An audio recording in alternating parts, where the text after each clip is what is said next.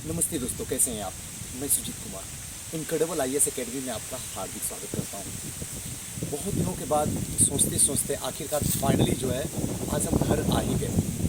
तो जिस तरीके से कोरोना का इफेक्ट बढ़ते जा रहा है पूरी दुनिया में और स्पेशली अपने हिंदुस्तान में, उस तरीके से देखते हुए अब ऐसा ही फील हो रहा है कि अगर कोरोना से बचना है तो प्रकृति के पास आपको रहना ही पड़ेगा, प्रकृति से सीखना ही पड़ेगा।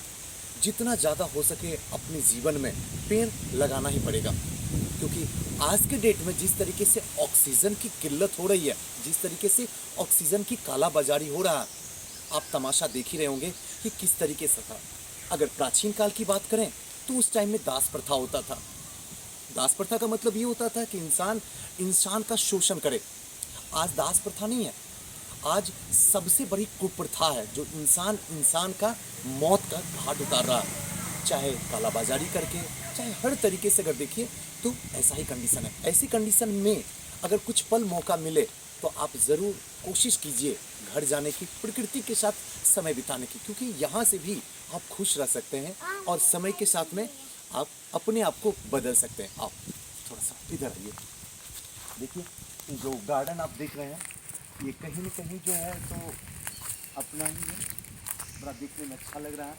थोड़ा सा घर पे तो नहीं हूँ, घर से बाहर हूँ, तो ऐसे ही एक इंसान से मिलने आए तो सोचे कि यहाँ का थोड़ा सा वातावरण जो है सो बड़ा अच्छा लग रहा है।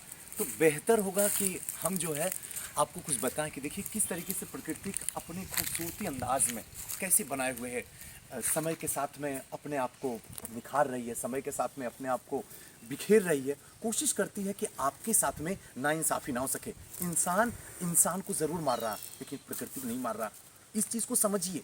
अब भी वक्त है, आपसे हाथ जोड़ के प्रार्थना करता हूँ। ज़रूरी नहीं है कि हमारे पास ज़मीन होना ज़रूरत है, ज़रूरी ये है कि जहाँ भी खाली ज़मीन पड़े वहाँ पे पेड़ लगाइए। आपसे हाथ जोड़ के गुजारिश है, क्योंकि इस 21वीं सदी में अगर अपने आप को सेफ रखना है तो ज़्यादा से ज़्यादा पेड़ लगाइए। और मैं ये नहीं कहता हूँ कि आई एम द ग्रेट, मैंने अपनी ज़िंदगी में लगाया, हज़ारों पेड़ लगाया हूँ और इसीलिए चाहता हूँ कि आप भी पेड़ लगाइए। अरे कम से कम जाते जाते 4-5 पेड़ तो लगा दीजिए, वरना लाखों की रुपए खर्च कर दोगे तो ऑक्सीजन सिलेंडर नहीं मिलने वाला है। आज दुनिया में, हिंदुस्तान में, बिहार में क्या गति और दुर्गति हो गई है, आप देखोगे ना तो आपकी आंखें रो जाएगी, आपका दिल रो जाएगा, जुबान खामोश हो जाएगा। ये हो क्या रहा है। मैं ज़्यादा तो कुछ नहीं बोलूँगा और ऐसे भी आप हमारी बात नहीं मानिएगा, लेकिन एक मानवता हमारे अंदर, और जिस समय इस वीडियो को आप देख रहे हैं अगर आपके अंदर थोड़ी सी बची हुई है तो प्लीज़ पेड़ लगाइए, क्योंकि पेड़ ही फाइनली आपको उस मंजिल के पास छोड़ेगा जहां से पूरी दुनिया खत्म हो जाए लेकिन फिर भी आप सुरक्षित रहिएगा। पूरी दुनिया तबाह हो जाए लेकिन फिर भी प्रकृति का आपको बचा के रखेगी। मुझे ये तो पता नहीं है कि राम कौन है, कृष्ण कौन है, लेकिन हाँ मुझे इतना ज़रूर पता है कि नेचर कुछ है। इस बात को समझिए। और रियल में अगर हमें एनर्जी मिलती है या एनर्जी हमारे अंदर होती है तो यही नेचर की वजह से। इंसान न जाने कितनी कर्म करता है या कुकर्म करता है।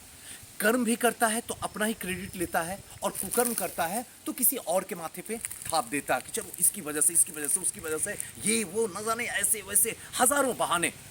लेकिन सच्चाई यही है कि हम जो भी करते हैं इसके पीछे हमारे एक एनर्जी काम करती है। फिर उसे राम कहो, उसे रमी रहीम कहो, अल्लाह कहो, जीसस कहो, वाहिगुरु कहो, कबीर कहो, गुरु नानक को जो कहना है कह दो। लेकिन रियलिटी यही है कि अब भी थोड़ा सा वक्त बचा हुआ है। आइए फिर से अपने गांव को सजाते हैं।